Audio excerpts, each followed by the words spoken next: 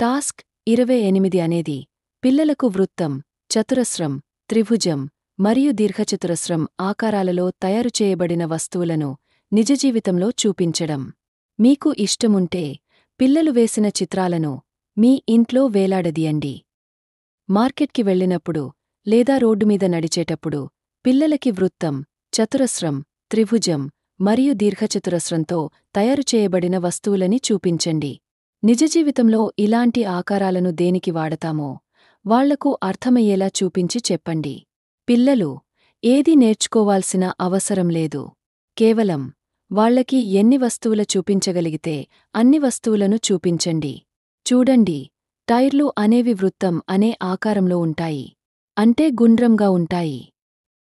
రోడ్డుమీద చిహ్నం అనేది త్రిభుజం అనే ఆకారంలో ఉంటుంది.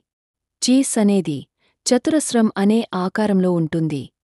తలుపు అనేది దీర్ఘచతురస్రం అనే ఆకారంలో ఉంటుంది.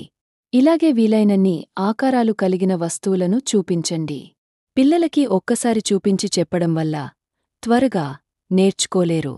మీరు ఎప్పుడు రోడ్డుపై నడుస్తున్నా మీకు ఎదురయ్యే వస్తువులను వారికి చూపించండి. చాలాసార్లు చూపించినప్పుడు వారు త్వరగా నేర్చుకుంటారు.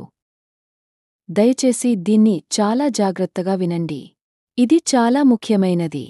మేము తల్లిదండ్రులను ప్రోత్సాహిస్తాము, పిల్లలను కేవలం ఇంట్లోనే ఉంచకుండా వీలైనన్ని ఎక్కువసార్లు బయటకు తీసుకువెళ్ళండి. పిల్లలు సాహసాలను బాగా చేస్తూ ఉంటారు.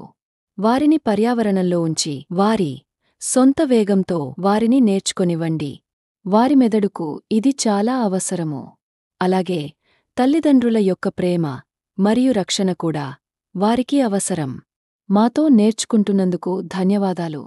మీకు మంచి రోజు కలగాలి.